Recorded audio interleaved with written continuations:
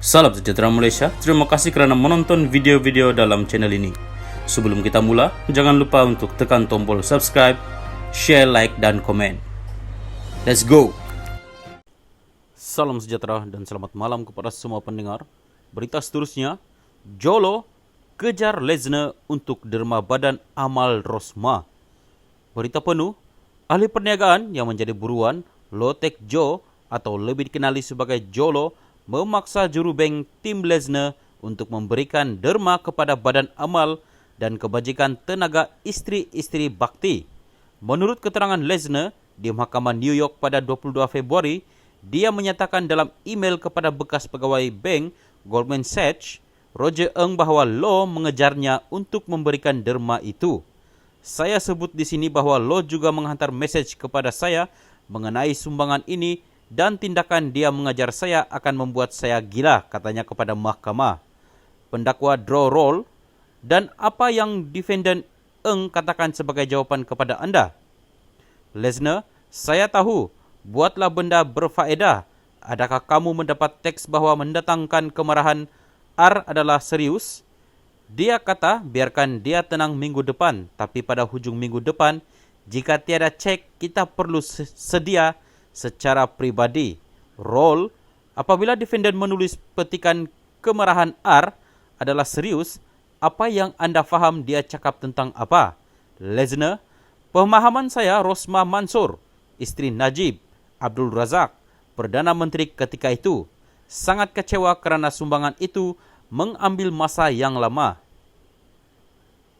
Bakti adalah kumpulan isteri-isteri ahli parlimen dan menteri kabinet yang menumpukan kerja amal dan ditubuhkan pada 1977. Isteri Perdana Menteri mempengurusikan Bakti. Lesner menjelaskan dalam perbicaraan bahawa untuk mendapatkan perjanjian dengan kerajaan Malaysia, dia telah berurusan dengan Law. Law kemudian membuat dua permintaan kepada Lesner pada tahun 2009. Pertama, dia perlu mendapatkan pekerjaan di Goldman Sachs untuk 3 anak Najib. Kedua, dia menyokong kerja kebajikan yang dibuat Rosmah. Lesner memberitahu mahkamah bahawa menderma kepada Bakti akan membolehkan Goldman Sachs meneruskan kerja mereka dan memperbaiki hubungan mereka dengan keluarga Perdana Menteri itu. Rosmah saya kenal sejak bekerja di Malaysia, sangat berkuasa ke atas suaminya.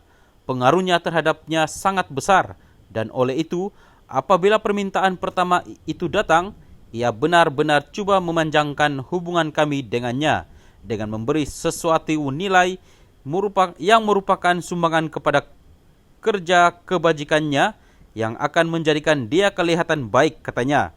Ditanya apakah Goldman Sachs biasa menerima permintaan untuk memberikan sumbangan, Lesner berkata, dia tidak pernah menerima permintaan sedemikian daripada kerajaan atau individu berkaitan kerajaan sebelum ini. Dia berkata, Goldman Sachs mempunyai skim bernama Goldman Sachs Give, GSG, yang merupakan peruntukan kepada sumbangan amal yang dibuat oleh rakan kongsi Goldman Sachs. Pada masa itu, Lesner adalah ketua Goldman Sachs bagi Asia Tenggara. Saya tidak boleh sentuh wang itu untuk kegunaan pribadi saya sendiri, tapi saya boleh mendedikasikannya untuk sumbangan amal. Jika saya gunakan wang terkumpul atau dana daripada kumpulan itu, ia adalah satu keperluan untuk melalui proses pemeriksaan Goldman Sachs.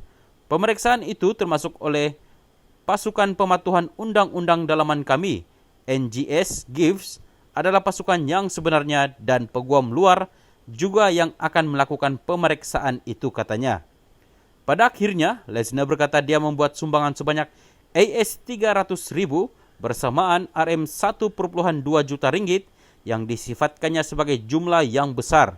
Lesner adalah saksi utama dalam perbicaraan jenayah terhadap Ng yang dituduh melanggar undang-undang anti rasuah AS dan pengubahan wang haram berkaitan 1MDB. Ng pernah menjadi kaki tangan bawahan Lesner di Goldman Sachs. Lesner mengaku bersalah atas tuduhan serupa pada 2020 dan didenda AS 44 juta. Goldman Sachs telah dikenakan sekatan di AS.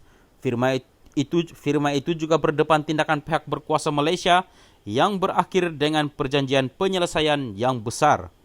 Goldman Sachs telah membantu mengumpul AS 6.5 bilion untuk 1MDB yang ditubuhkan pada 2009 sejurus selepas Najib menjadi Perdana Menteri dan Menteri Keuangan. Pihak berkuasa AS dan Malaysia percaya kebanyakan wang yang diperoleh telah dibazirkan.